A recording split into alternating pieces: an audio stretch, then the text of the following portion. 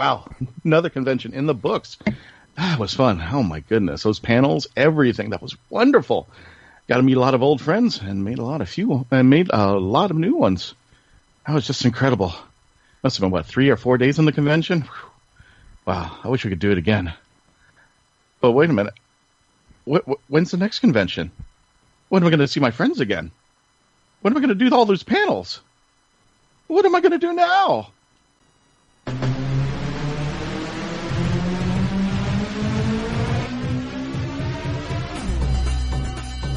My name is Christian Basel. Years ago, I had an idea. I got myself a TARDIS. Took it to new places, met a lot of new people, took some great pictures, and talked Doctor Who.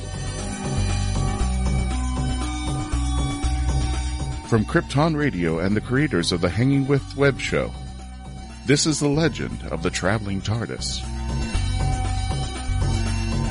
Join me on my latest adventures and become part of the legend.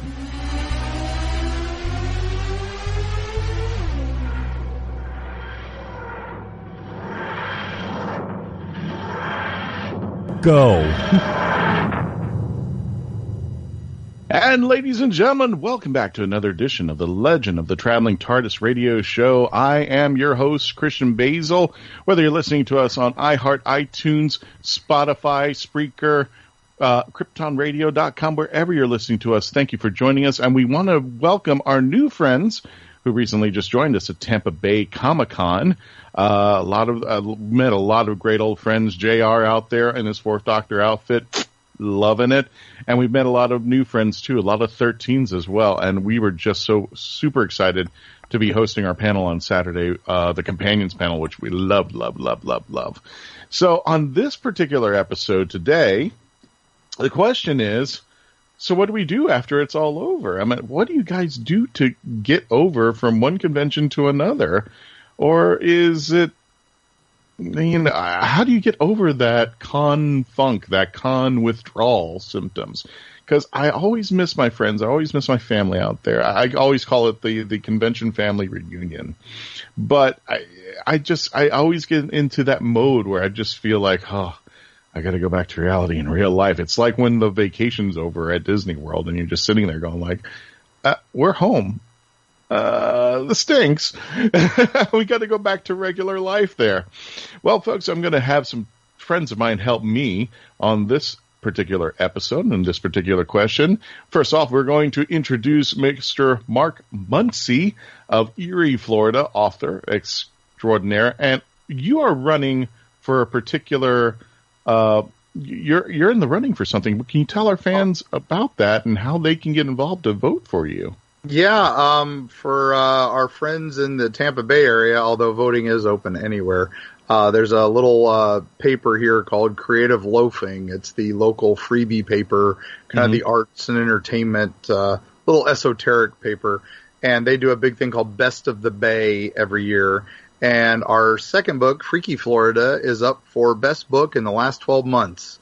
So in Tampa Bay. So if you go to creativeloafing.com, look for their Best of the Bay link, which should be right up front.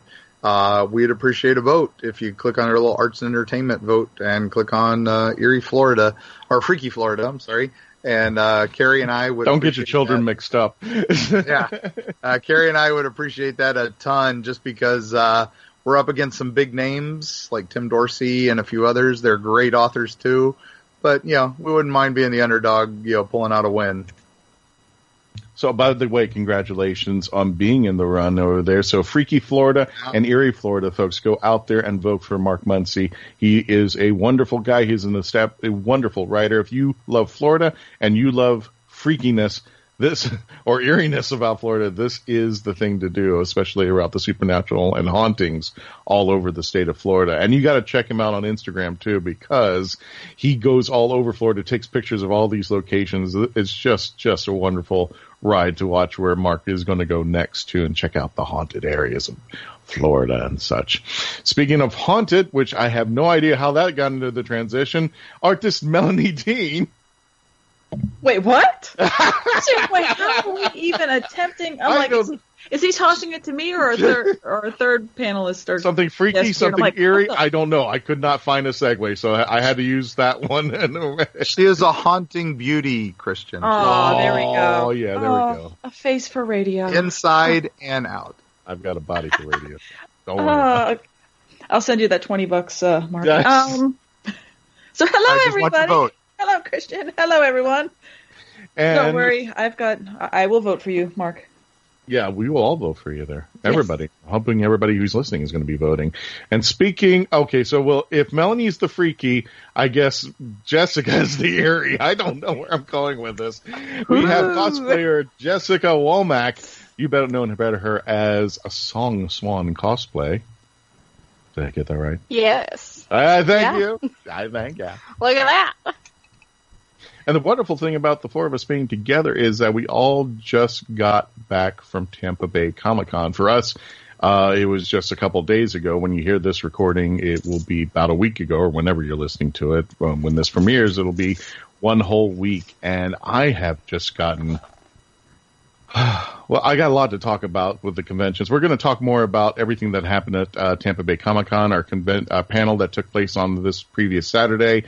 But first, as we always do with this show, we've been slacking on it, so I do apologize. But Sage and the Hanging With web show team are back. Sage is coming up with the Who Knew News. Sage, please take it away.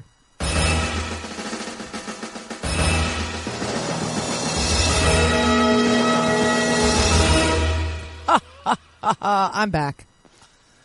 So, I have a little bit of news. Push the button. Yes, there's not a whole lot of Who Knew News out there, but I do have a little bit.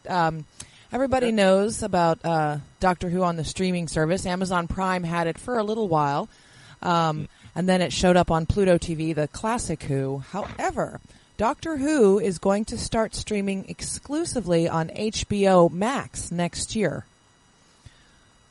Isn't that kind of interesting? It will have all 11 seasons of the rebooted Who. And so we'll get to binge right through that. So that'll be a lot of fun. Of course, we have to wait, but that's coming. Now, I think it's HBO Now, not to be confused with HBO Go. It confuses me all the time. No, it's HBO Max. It's their new HBO Max. service. Oh, it's HBO Max. Max. See, already. How many paywalls are there? A lot. Well, speaking the of which, distinction being is to extend out the corporate arm of HBO, guys, is HBO Cinemax. They bought the two. They merged the two many years ago, and so on your cable boxes, you've seen HBO or Cinemax, and I believe, Mark, you can correct me, maybe I don't know.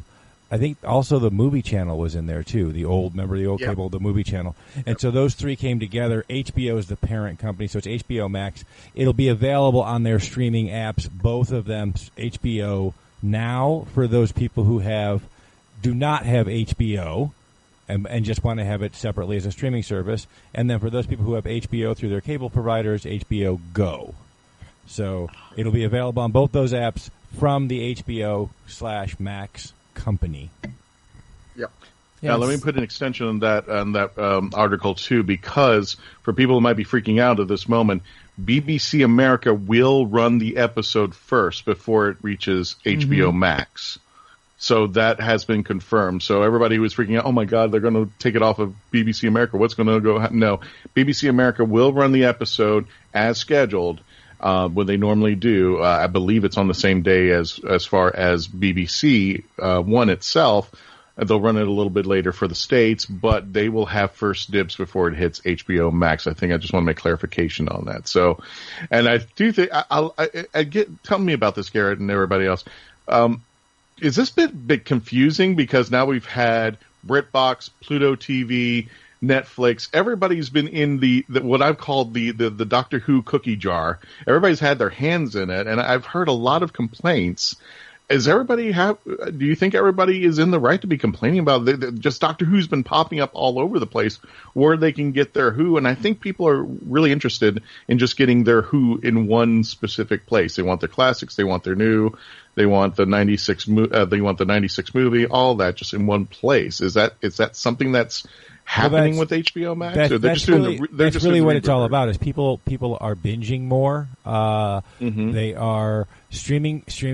It's been referred to online as the streaming wars, and it's with existing streaming services. You have Netflix and Hulu. Netflix, of course, was the last man standing in the old video wars because they streamed. Right. They won the war because they started streaming content.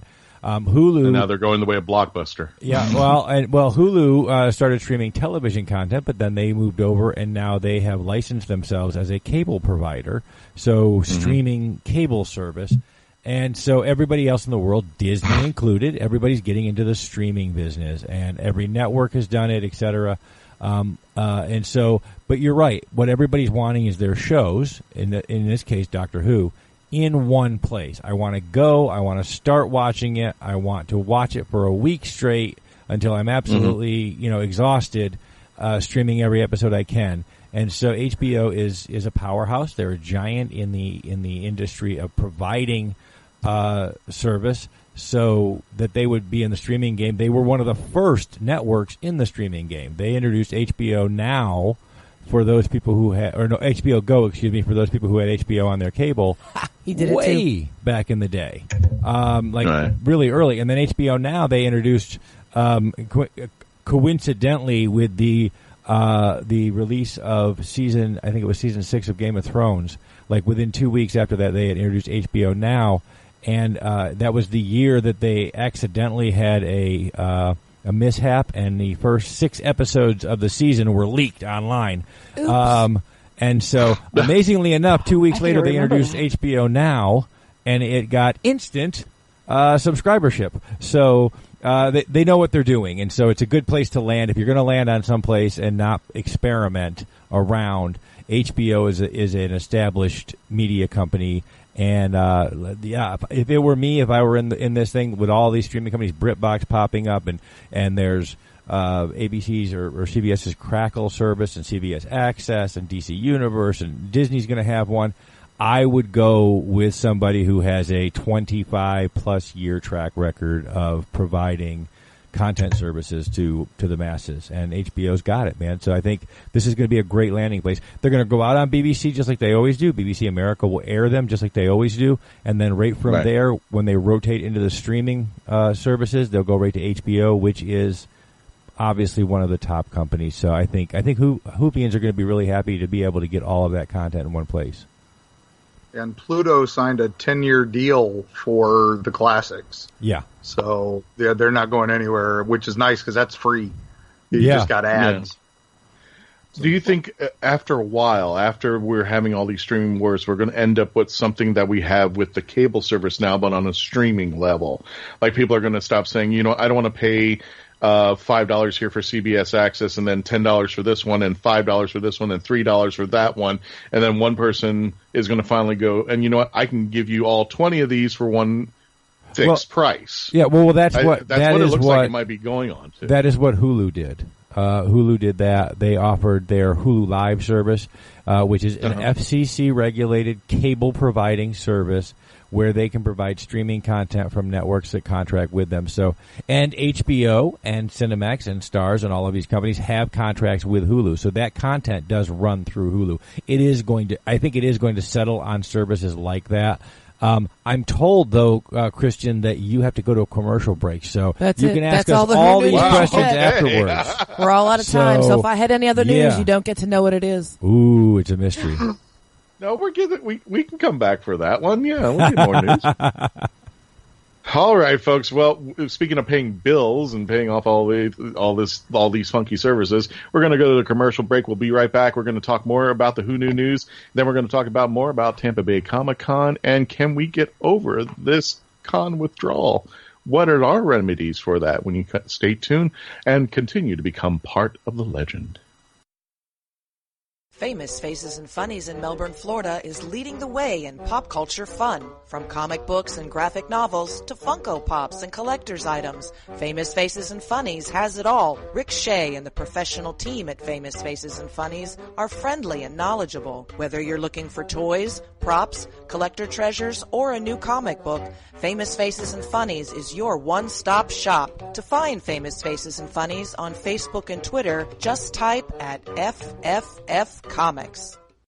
In Terry A. Wilson's Slow Burn, Atlanta is a city straddling two worlds. Remington Montgomery is a modern dragon, the city's finest detective and most sought-after bachelor. Day Ito was raised to reign as the Dragon Queen. When fate steps in, these two are thrust together to reign as king and queen. To make matters worse, Day's sister has gone missing, and the unlikely pair must find her. The problem? Well, it's complicated. Can this royal couple set aside their differences and learn to work together? Can they learn to be together? Find out in the first of a 5-book series from author Terry A. Wilson. Slow Burn, available on Amazon.com. From author J.C. Layne comes Playing in Tune. As Mitch and Jess set about putting their lives back together, each of them is dealing with their own issues. Life marches on, and Peach Buzz Studios is abuzz with fans coming and going. Mitch continues to record his new album. Brett and Jess's new label, Crash and Burn Records, is about to debut. How will the aftermath of their ordeal impact their relationship? Can their love carry them through anything? Pre-order Playing in Tune by J.C. Layne, Book 3 of the Back on Track series, on Amazon today. Now on Amazon.com, iCoin from author Jeremy Mosby. It's an alternate reality, and the leader of the planet iCoin is none other than Benjamin Franklin. When corrupt officials threaten not only iCoin but the Earth as well, an unlikely chosen one, Jeremy, must face dark foes to save the Earth and iCoin alike. Author Jeremy Mosby takes readers on a superhero's adventure through this compelling and imaginative alternate universe. Get iCoin on Amazon.com today. The Gift from best-selling author Ceci Giltenan. An immortal spirit offers Cassie Calloway, a modern American heiress, the opportunity to spend 60 days in another time as another person, and the free-spirited college student jumps at the chance. In 14th century Scotland, Tavish Ranald must marry. It is his duty. Can he marry Claire Morrison when another lass holds his heart? When Cassie awakens as Claire, her new problem is Tavish. Join Cassie and Tavish as they embark on the adventure of a lifetime. In The Gift, best-selling author Ceci Giltenan's Pocket Watch Chronicles on Amazon.com. Look at the time. And we're back. We were talking about shows, but you know what else we like besides shows? We like toys. Especially after we all just got back from Comic Con and we have all kinds of fun things to look at. But I just want to say, I think Melanie's losing her mind. Oh, that's fine. I think she just, I wow. found Melanie's mind. I think I slipped on it on the floor with my foot. Ill. One of the local stores in the UK, B&M stores, they unveiled new Doctor Who figures and characters, action figures that you can play with. And one of them has a TARDIS with the doors that open. How fun is that? Yes. So that's a lot of fun. And of course, you can get your 5th Doctor and your 4th Doctor action figure. The 8th Doctor comes with a Dalek. So that's a whole lot of fun. They did a whole unboxing on YouTube, and everybody went crazy about that, and they're super excited. So, toys and shows, and that is actually the end of my Who Knew News. All right. Well, folks, welcome back to the Legend of the Traveling Tardis radio show. My name's Christian Basel. I am here with the Hanging with Web show team. I am here with Miss Actress Arthur. What? Arthur. Yeah, I've changed Arthur, you changed her name. I was going to say, you found my IMDb with page? an A. No, I have an IMDb. That's right, you I do. actually do. Yes, she but does. So do I. Believe it or not, my one So does Mark. voiceover recording is a Japanese karate movie, which I'm like, really? I didn't know. I really like to hear myself do that. No, there's a ton of horror movies in there, so feel free to go look for that. Well, speaking of which, we are speaking with artist Melanie Dean. We're speaking with author Mark Muncy, and we're speaking with the lovely cosplayer Jessica Womack. And guys, welcome back there. Well, first of all, did you guys have a great time at Tampa Bay Comic Con? Because I know I did. I was really excited from the moment that I pulled up into the parking garage, paying that $15 to park my car. I was excited. There's other lots that are 9, but I'm not going to tell everybody where those are. You're going to tell me because I need to know this stuff. This is ridiculous. That was crazy. This was probably this. I would say MegaCon was the only con I've been to that was, as a guest, where it was insane like this all weekend. Mm-hmm. There wasn't a slow day. Which usually even the big ones like Super You can usually have a pretty quiet Thursday and kind of half and half Friday because you get the school crowd early and then kind of dies for a little bit. This one, Friday, Saturday, Sunday, we were off to the races the whole weekend. Yeah. I don't think there was never a down moment. I barely left my booth. Me too. For the panel, and I think I got one chance to run over and see the other authors at Bard's Tower and hang out with them. And thankfully we all hung out for dinner that night, but that was it. So. Yeah, same thing for me. It was a constant day from Friday all the way to Sunday. Usually you'll have those down moments here and there. Maybe there was one, I want to say there was one at maybe Friday around 6 to 7. It finally slowed a little bit. But otherwise, it was, like you said, off to the races. It was a really, really good convention, and there was people of all ages, so many families. One of the great things about Tampa Bay Comic Con is that kids are free, 12 and under, and there's no stipulation. So there's people who are, they drop a bunch of 12-year-olds off and go do their thing, and the 12-year-olds are running around the convention center doing, enjoying their, having fun. And then you'll have like single parents. If you have 2-3 kids, that's fine. There's no stipulation to have, one paying adult per. So it really is a convention that gets people in the doors, and it's affordable. The 3-day pass is only $60, and if your con floor is running 9 to 7 on a Saturday, you could literally. I talked to people who got there 9 a.m. in the morning. They're local, so around noon they went home, they ate lunch, they relaxed, got back at 2, and just kept going. Really, really great con. Both exhibitor and attendee. I didn't want to push the ticket price, but I meant there was one ticket you bought in advance. You paid for Friday, Sunday, and you got Saturday free. I thought that was a really, really nice little ticket advantage right in there. And speaking of which, Jessica, what was your favorite moment at TBCC? Oh, goodness. I don't know. Just seeing everyone was probably the best part. Because in regards to size, Tampa Bay Comic Con's pretty small. Like, it's busy, but it's small. So you really have a very intimate feel, and so you really just get to see the same people and people you've never even met before, but you see them 3 days in a row, and so, it was just, I like the people, because I'm constantly on the floor. I don't know if there's a specific moment, though. No, that one that sticks out. Every moment. I cherished every moment because either we were at the panel, I was taking pictures of the Traveling Tardis somewhere, I was hanging out with friends who were just geeking out. And I remember being at your booth, Melanie, which is kind of one of the favorite moments where people were just constantly coming up, and they were geeking out with talking about Doctor Who for a good 10 to 15 minutes there. In some cases, 20. That was fun. That was always fun. Yeah, and I said, well, we have a panel on Saturday. We can really talk about this. Well, it's also, Tampa Bay is a huge Doctor Who following. Like, you'll notice at MegaCon, it's kind of fallen off, and most of the other conventions, it kind of, depends on who's showing up as a person, as a celebrity. But, Tampa Bay is always pretty solid of, you will have Whovians there. So that was always fun. There were, 4 or 5 13s. I mean, at our panel alone, we had 5 of them. Mm-hmm. It was adorable. 2 of them are good friends of ours, and 3 of them I've never met before, and that was just wonderful to see that number. And I'm not downing the conventions, but this year there was no Who presence. MegaCon kind of didn't have too much. SuperCon didn't have any. Yeah, they did have Barrowman. Okay, I'll give them that. The Barrowman added that up there, but SuperCon didn't have any. And Tampa Bay Frost, Santa Claus. Santa. All right. Santa. But he was not for major level. You're right. Right. I mean, it was. I think he was more for Into the Badlands because I think that's his series now. Mm-hmm. I think he's into that there. And over here at Tampa Bay, there was. I don't think there was any connection at all. There was no Nick Frost that just had one off or anything. I think there was nothing there. But the Whovians still came out in droves, which was really nice, and we tried to take care of them there. Mark, what was your moment at Tampa Bay?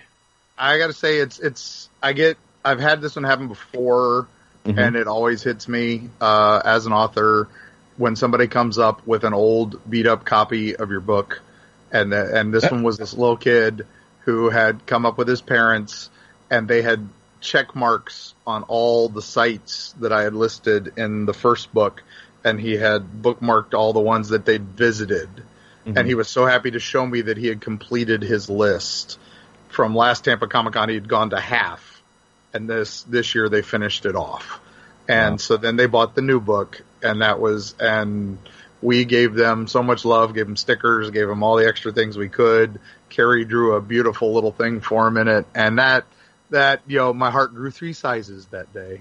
and that was the best moment I think I've had at a con yet. That was incredible. So, Melanie, your moment? My moment's going to be, there was one girl that came up to my booth and we were chit-chatting about, my artwork and everything. Mm-hmm. And all of a sudden she kind of you just saw she recognized something, and in the art, she goes, "Wait, you're the artist?" I went, "Yeah, this is what I do, blah, blah." She goes, "My friend has this art. I thought you were a third, kind of like a third party seller and we're selling this." And I'm like, "No, this is mine." Apparently she bought it online through my Etsy shop or whatnot. Oh, wow. She runs down the aisle, grabs her friend, drags her up, goes, "Is this the one that you own?" She's like, "Oh my God, you're the artist?" And it was kind of I'm in shock, and my heart's like with Mark, my heart's growing 3 sizes here. And she's like, "Oh my God, you're the artist. This is amazing." Da, da, da, da, da, da. And then she looks over at the card for the Legend of the Traveling Tardis and goes, "Wait, how do you know the show?" I'm like, "Oh, I'm on there once in a while, chit-chatting and stuff like that." Wait a second. And it was like I blew this girl's mind somehow. And she's like, "Oh my God, I listened to the show." And I was just like, and it's sad that I'm fangirling over her fangirling, because I'm like, wait, what? So I'm confused. And she ended up asking me to sign the Traveling TARDIS postcard for her, to autograph it. And I'm going, what is happening? What is that? And she goes, "Can you write, 'Remember me to Brenda,' blah, blah, blah, blah, blah." I'm like, oh my, okay. So yeah, that was kind of my little moment in the sun, where I was just kind of I can't remember if it was Saturday or Sunday, where I remember looking over at whoever was helping me, just going, "Is this happening?" And it is. So, but overall, a great convention, everything else, but that was the big shining moment where I was like, wait, what's happening here? So kind of like Mark on the, oh my God, this is amazing. People like my stuff. Well, Melanie's popular all of a sudden. I have my person. I'm so happy. I can die happy now. That was. I don't want to say it was a scary moment for me, but I had a while back when we first started off. Somebody had that moment, and I didn't. I felt bad because I didn't at first take it seriously. I said, "We just started the show," and he goes, "No, I want you to sign something for me," and I signed one of the cards for one of our fans, and I felt weird. It's just like you don't know what to do at first. At least, Mark, you have books, so it makes sense for you to sign something. You're the author and such. Yeah. But for me to sign a card that I hand out to everybody every 5 seconds, and then they're like, no, we listened to your show, it's great and everything, and it's just I didn't know how to react, so I was just I was being an idiot. I'll be the first one, and I apologize to whoever that fan was at the time. I was just I didn't know how to react, but now it's going to become part of it when they come up and they go and they want to talk to you. And as soon as we had our panel on Saturday, if you notice, Melanie, everybody started coming up and geeking out. Yes, everybody was coming up in droves, and they did. And I don't, even if they weren't buying stuff, they were standing in front of us for 5 to some people were 20 minutes ago. "Oh yeah, you guys were down there. Yeah, we had a good time." It's just a wonderful experience when somebody is willing to see you in that light that you're not willing to accept. It's when people walk up to me and go, "Christian, you're a celebrity." I'm just no, when I'm a celebrity, I can actually quit my job and live off the land on this stuff. But yeah, it's exactly. You're not seeing what we're seeing right now, but Melanie just drew a picture of somebody screaming the screamer. Oh, okay. Oh, well, anyway, folks, we're going to stop right here because we got to pay some bills. So in the meantime, please stay by. We're going to be talking more about Tampa Bay Comic Con and how to get over con withdrawal when we return. Please continue to become part of the legend. now on Amazon.com. War Calls, Love Cries, a Civil War novel by Mark Berry. Isaac Wells is an innocent farm boy living in upstate New York. His dreams are shattered by a treacherous brother and the onset of a devastating civil war. War Calls and Love Cries is a fast-moving historical narrative. It is an emotional roller coaster ride and a riveting must-read book that you will think about and talk about for a long time to come. War Calls, Love Cries is the kind of book you will cherish for a lifetime. On Amazon.com today. This is Cosplayer Michael with the Hanging Out Club Show. I want to tell you about my friends at Embellis Effects in Orlando, Florida. They've got makeup, costumes, and props for all of your costume needs. And the team at Embellis Effects is helpful and friendly. Embellis Effects is one of my favorite places, and I know it will be yours too. I'll see you there. Or go to embelliseffects.com. And remember, cosplay is for everyone. Mature and curvaceous Juliana faces the consequences of having two online lovers, the insanely jealous Aaron and the kind, sexy silver fox Bobby. To make her life more complicated, she must weather the wrath of her husband Rocco, who has discovered his suspicion and uncovers a deep, dark secret. And there are more secrets to uncover. Will these secrets come out? Can Juliana survive this tsunami of impossible situations? Will she be able to rebuild the life she once had? Or will the burden of the past prove too much? Is there even a happily ever after in her future? Read what happens when you pick up your copy of With All of Me Too today from joannesbooks.com or amazon.com.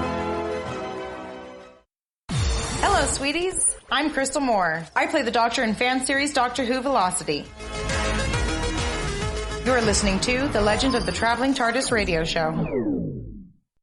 The Blood Phoenix Chronicles by author Michael J. Allen. I refuse to let them burn me alive. That one selfish mistake murdered hundreds and cost a fairy queen her throne. Like it or not, heaven created me to protect. I'm out of time. The last water phoenix in Atlanta. The only way I can interrupt the Sheep's plot to steal creation is risk true death. Failure means the end of everything. Success might just redeem my sins. Get your copy of the newest book in the Blood Phoenix Chronicles by author Michael J. Allen. Available exclusively on Amazon.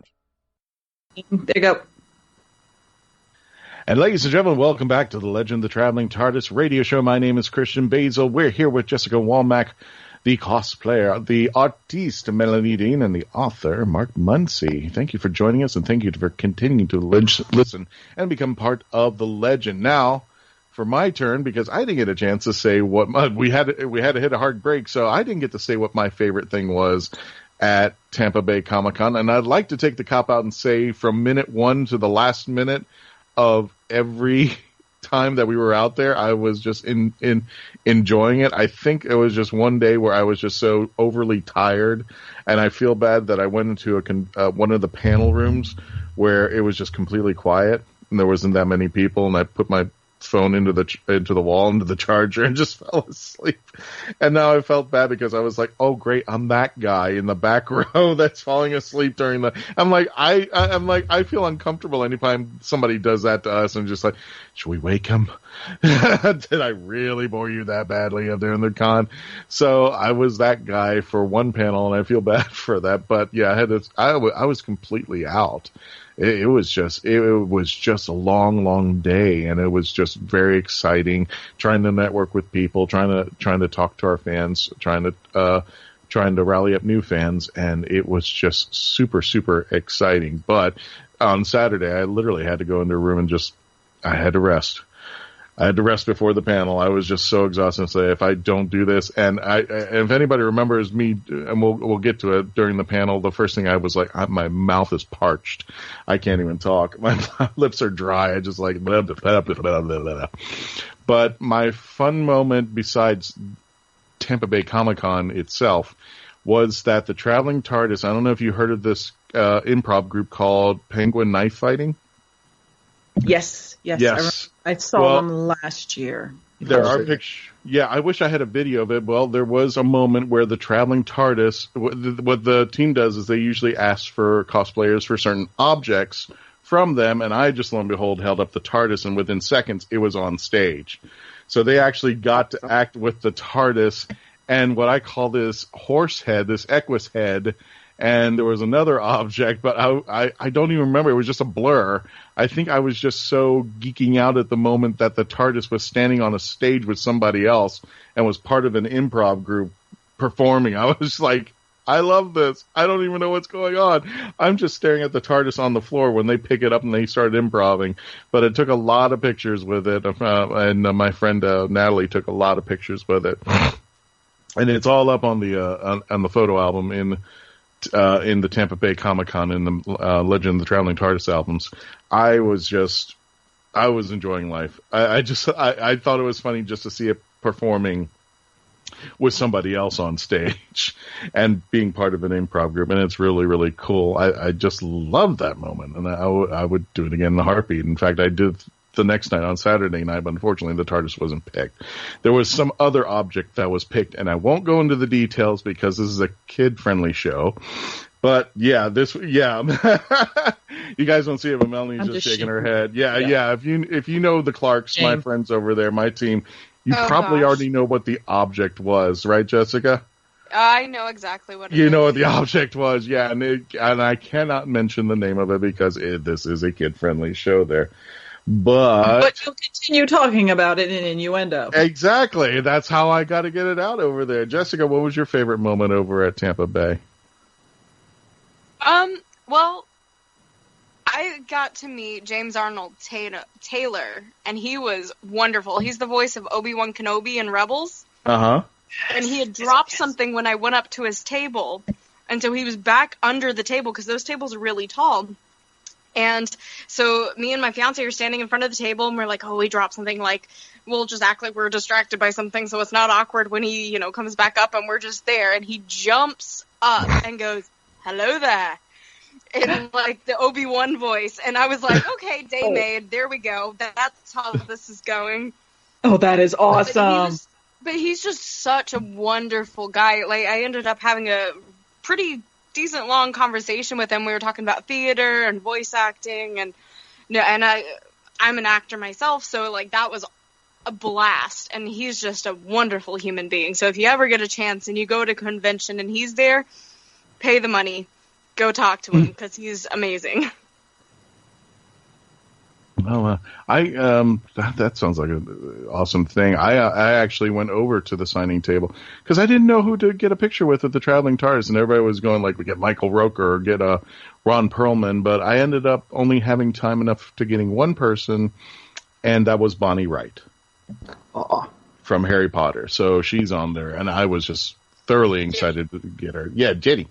I got Jenny. I got your wife, Harry. Now I'm coming after you now. So yeah, as soon as he starts going on convention circuits, which hopefully will be someday, I'll definitely get him. But there were so many moments, there's so many things I just can't pick out, and I enjoyed every single moment of Tampa Bay Comic Con. I can't wait to do it again next year. Ron Perlman's line was so long, and we were so busy I couldn't be away from the booth long enough to go with the line. But I did get to say hi to Kevin Conroy, my Batman, and he let leak a day early that he's going to be playing live action Bruce Wayne for the first time. The new CW thing. He let that go a day early because he knew it was going to be released the next day. But he said that to a few of us, and that was pretty cool. So, okay. And Garrett, what'd you need to say, bro?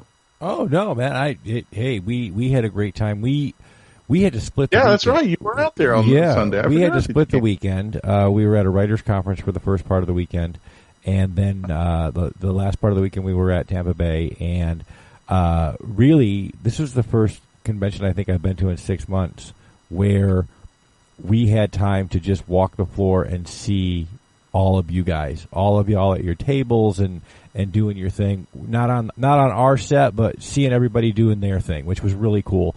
I got to do that, and I got to stand by while Adam Baldwin was fortunate enough to get an autograph from Cosplay Michael.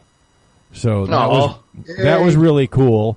Of course, we had to give it to him for free. He wouldn't pay the charge like everybody else because he was Adam Baldwin. But Michael was very gracious, and they had a great exchange, and they took some photos, and it was really a lot of fun. And so that was kind of a highlight of the weekend for us because I'm a huge Firefly fan myself. Michael is a bit of he's becoming a Firefly fan as he gets a little older. He can watch the show with us and enjoy it. And but he doesn't realize the size differentiation between television, little people on TV, and people. And so when Adam came up to him, he just stood there, and I remember watching his eyes just kind of climb Adam, like he was looking up at the Statue of Liberty, because Adam is, huge, tall. And, all Michael's people, I'm 5'8", and, so and all of his brothers and sisters and everything. So he just kind of stood there, and his eyes, as Adam got closer to him, he just kept getting bigger. And Michael's eyes just climbed up him and kind of looked at him like, oh my goodness. And then he squatted down and said, hey, and, to little Captain Mel. And it was a lot of fun, and they had a great, funny exchange. So that was a highlight of my week, and it was really, really awesome. So, well, let's face it, at cosplay Michael's age and height, everybody's still a little bit taller at this moment. When he gets big, that's going to come to an end real fast. And I know, and Christian gets a kick out of that because player by the end of the day. Cosplay Michael is one of the few people that Christian walks up to, and Michael has to look up at him. And Christian is like, yes, I like this.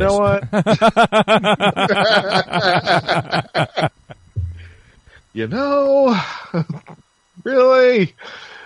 And they've killed Mark. Yeah, Mark is. Sorry, that was great. Oh, shut up. Nobody asked you. Anyway, we had a panel on Saturday, and we had a great time doing that panel. What did you guys think of our panel, our companions panel? Anybody want to jump in on that? Well, I wanted to thank you for the excellent introduction you gave me, Christian. And I'm never going to let me down on this. It took so long we didn't have time to introduce the rest of our lovely panel. We introduced ourselves at the very end of the panel once Christian wrapped up, and I'm like, "Hi, and my name is Melanie Dean, and this is Jessica Womack. Thanks again for being here." Yeah, that was.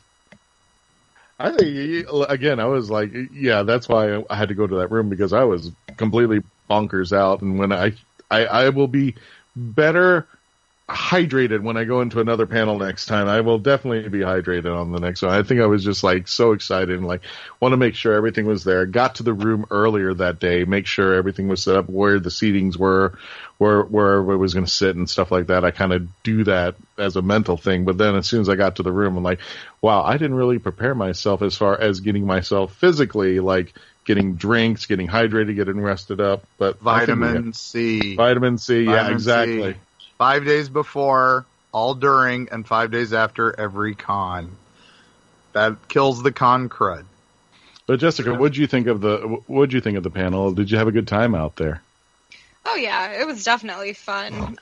We had a very engaged audience, and they seemed to be having a blast and laughing along with us. I got a lot of good feedback about the geek points, so maybe that should be an ongoing panel thing. Oh, that was great. Wait a minute, who actually who had the geek points? Okay. Everyone did lose geek points, though. It wasn't just you. Yes. It's very QI, where the lowest points wins, almost. Yeah. Yeah. Whenever somebody made the wrong reference, Jessica was there with the whiteboard going, okay. It was like a reverse Dumbledore. Instead of awarding 1 billion points at Gryffindor, she was like, and that's -5 from Melanie for not knowing that name correctly. And, Christian lost some more. I give credit to my daughter for coming up with that because I once misidentified a Doctor Strange cosplayer who was actually Ra's al Ghul. And goodness. She's like -100 geek points dead. Yeah, and I made the ultimate sin. I called Shazam Flash by accident because I think I just saw the lightning bolt in his chest and called it. So I apologize to that cosplayer there. So speaking of geek points, we're going to replenish ours. We're going to commercial break to pay some bills. When we return, we're going to talk about the day after when con withdrawal starts and what we do to get over it when we continue to listen, become part of the legend. The Haunting of Hotel LaBelle by Sharon Buchbinder. Hotel Inspector Tallulah Thompson is called in to investigate renovation delays at the Hotel LaBelle. Love 'em and leave 'em, Lucius Stewart is cursed, stuck between worlds until he finds true love. Tallulah and her pug Franny are the first to see Lucius in a century, and he doesn't know what he's feeling as her stunning beauty and feisty attitude draw him in. The fate of Hotel LaBelle on the line, Tallulah and Lucius team up to save it, but can he ever let go of his past and learn to love again? Find out in this supernatural romance, The Haunting of Hotel LaBelle, on Amazon.com. Ceci Giltenan's Highland Solution on Amazon.com. Niall McGeehan needs the Lady Catherine Ruthven's dowry to relieve his clan's crushing debt, but has no intention of giving her his heart. With the husband who does not want to be married and believes all women are deceitful, Lady Catherine must forfeit everything into the bargain. Can Catherine mend Niall's cynical heart before the treachery of others destroys them both? Highland Solution by best-selling author Ceci Giltenan, available on Amazon.com. Murder by the Gods from author William G. Collins is available today. Murder by the Gods is a mystery thriller set in the glorious past of ancient Egypt. When the son of the Scorpion King suddenly collapses after receiving a mysterious threat from the god Seth, the prince is convinced it is the gods who are trying to kill his family. Murder by the Gods is filled with adventure and romance in a kingdom that would become known as the Land of the Pharaohs. Murder by the Gods from author William G. Collins is available on Amazon.com today. Alien invaders enslave Earth, Unleashing hunters into the ruin wastes. One young survivor struggles to elude their monsters, clinging to hope. When he's stolen off the planet by a sarcastic Starship AI, they pit their uneasy alliance against a treacherous galaxy. Explore a whole new verse of barbarism and betrayal. Wonder and adventure In the Scion series by Michael J. Allen. Beginning with Book 1, Scion Conquered Earth. Available in print, ebook, and audio on Amazon.com. Eye of the Eagle by Sharon Buchbinder. Shapeshifter Burt Blackfeather never plans to get seriously involved with another woman in this lifetime. So what if she's beautiful? So what if she gives him a jolt when she shakes his hand? Phoebe Wagner, an empath with psychometric abilities, gets more than she bargained for with Burt. So what if he's hot? She doesn't need to add his secrets to her own. When Burt's niece goes missing from the Hotel LaBelle, he and Phoebe decide to go to Montana to find her. Can two hard-headed people share their darkest secrets in order to work together? It may be the only way to save a child and their own hearts. Eye of the Eagle on Amazon.com today. And welcome back, ladies and gentlemen, to the final segment of this episode, The Legend of the Traveling Tardis radio show. You're listening to us somewhere on iHearts, iTunes, Spotify, Spreaker, KryptonRadio.com, wherever you're listening to us somewhere out in the universe. Thank you for joining us. Again, to all of our friends, old and new, from Tampa Bay Comic Con, welcome aboard. Thank you for joining us while we pilot this TARDIS into the final portion of this episode. And I just want to remind people, or at least people who weren't there at Tampa Bay Comic Con, we did a panel on companions, which turned out to be an interesting game on how we did this. And the fun part about the game is that we had to figure out somebody's favorite companion, but there were two rules. One, they couldn't give us the name of the companion, and two, they couldn't give us any physical description of the companion. They had to explain by what they liked about the companion, and everybody had to guess who their favorite companion was. And I think we had a great time over there. Excuse me. I think we had a wonderful time during the panel over there, and a lot of participation and interaction, which we have throughout all of our panels, not just one, but I'm sure when we go back into the convention scene for 2020, we're definitely going to have a lot more panels for everybody to choose from, to play in and to be a part of, just like this show. We next time we should hopefully have the Traveling Tardis poll where you can interact, and if we select your posting, we'll actually read it right here on the Legend of the Traveling Tardis radio show and become part of the legend there. But without further ado, let me get back to the topic on hand before the show ends. I wanted to know from my friends, and here's the reason why. I don't know if some of you knew. I didn't tell anybody. I'm going to make a little confession. On Sunday, when everybody left and everybody was closing up, there's this bridge that goes between the embassy and the convention center. And I confessedly stayed there for a good 10 minutes. I didn't leave. I just stayed there, and I took a few more pictures of the TARDIS on that street. I think that's Florida Avenue that passes by under the bridge, and I took pictures of the TARDIS with. I just could not get myself to leave. It was almost like my body was saying, you know what? It was a decompression.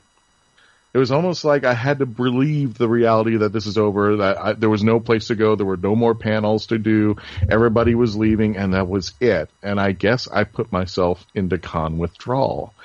And I wanted to know from you three, and I'll start with Mark, when everything is over, how do you get to the next convention? How do you get through that withdrawal? And I know a lot of my friends go through the same thing. When I see them posting, they're like saying, when's the next convention? Oh, when do I get to see my friends again?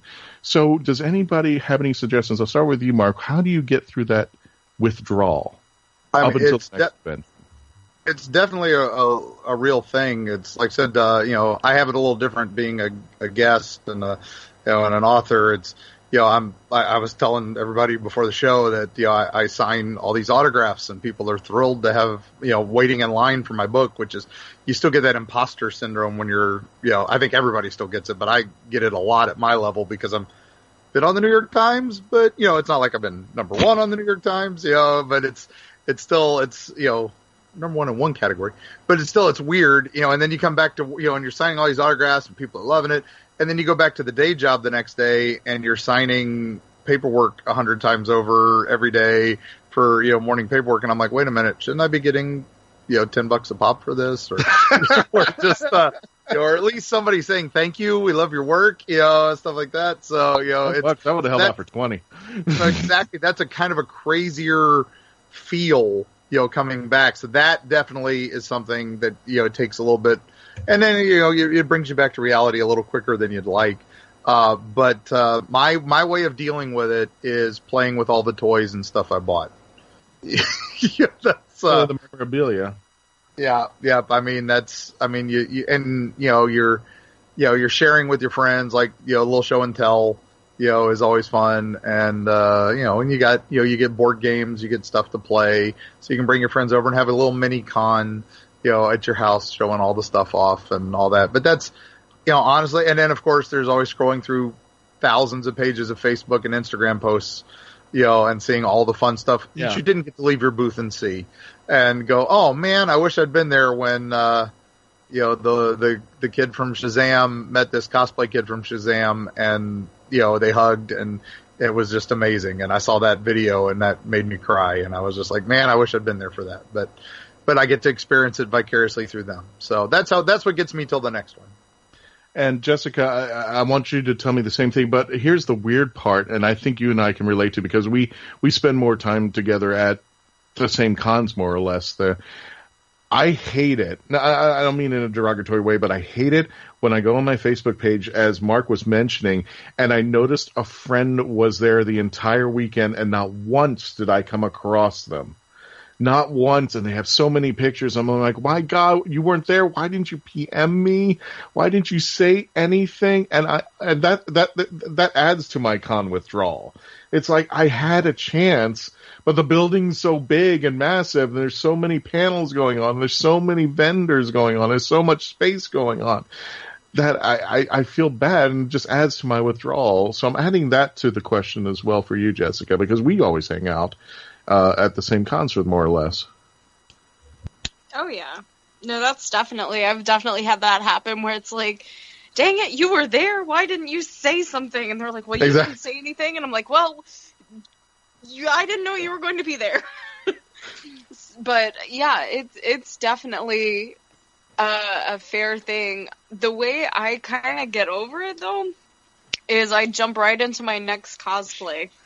Because you see so many different ideas and inspirations, so it's almost like an inspirational thing. So instead of, I guess, looking back, I'm always looking forward of like, okay, so this is how I can improve on this, and this is how I can, and I'm a workaholic, so that's another way. It's probably not healthy, because instead of dealing with it, I just kind of, push it off. But, but really, the way I try to get over the con withdrawal is to kind of look to the next con and just go, all right, so which cosplay am I going to do next, and what do I need to do to start on that months and months in advance. I'm always seeing. I'm not downing any cosplayers, but every time I see a cosplayer who's going to a convention, like 2 or 3 days before the con, they always seemingly are running out of time. Oh yeah. Like a reality TV show. I'm like, what? You guys knew this 2 months ago that you were supposed to set this. And we all do it. Every single one does it. That's why Hot Glue is my best friend. It's because we probably all start as soon as the last convention's over, and we have this thing of like, we've got time. And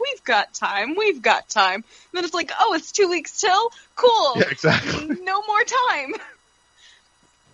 Yeah, it's the same thing with me. Even though I don't put stuff together, I put because I'm going to be staying at a hotel. I got to put my luggage together, or if I'm bringing stuff, I got to make sure that I got the speaker and stuff like that. And even when I got to Tampa, I noticed I didn't bring any socks with me. I'm like, oh my God, are you serious? Of everything that I planned, put together, and assembled, I didn't have any socks and I didn't have any slippers. I forgot pants. You forgot. I only had my cosplay pants. Well, wait a minute. Where were you walking around in all day? Well, I had my cosplay one, so. Oh, okay. I cosplayed once as a character with a head, drove all the way to Orlando, got there for the convention, and realized I had left my head at home because it wasn't attached. And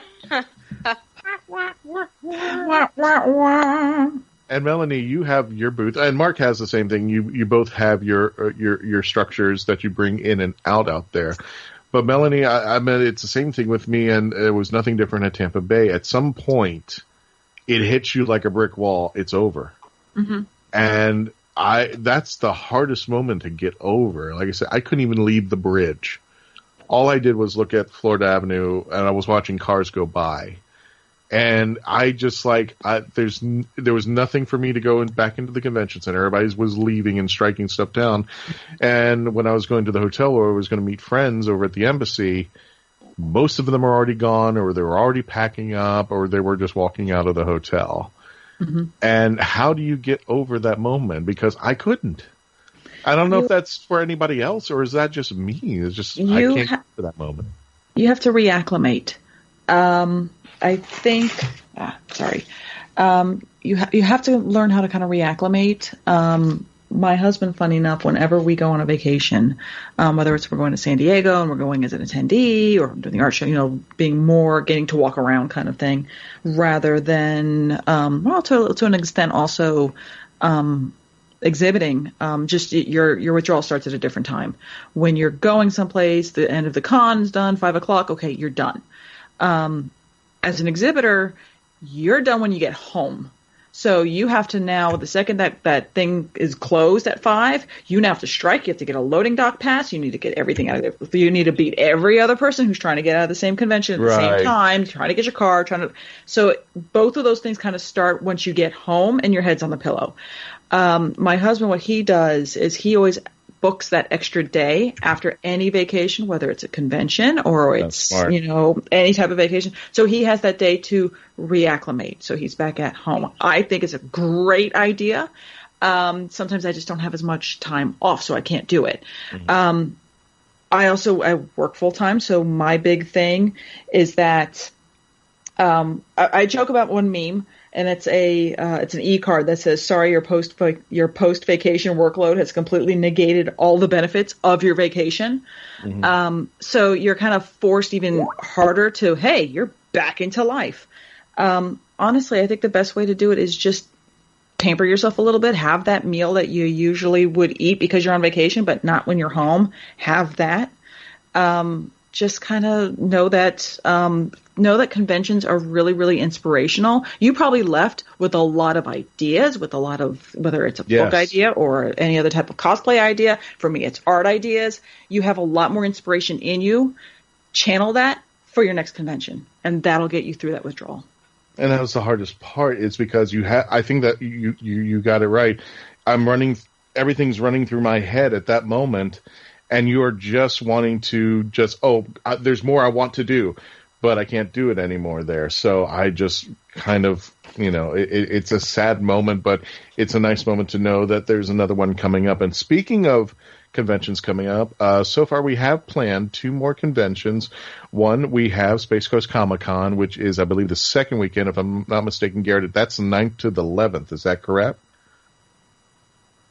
I think that is the case. I think it's the second weekend in September, and we are happy to say right now that we have one more convention in December. We are going to Holiday Matsuri. I think that's how you pronounce it, or Hallmat. So guys, keep an lookout on the Legend of the Traveling Tardis Facebook page for dates and times and invites for you to come out over here for future conventions coming up, because even though this convention's over, we are going to continue on, and this show's going to continue on, folks. But speaking of which, this episode has to stop. So, folks, thanks for joining us. Thank you for always being a part of the legend, and we'll see you next time.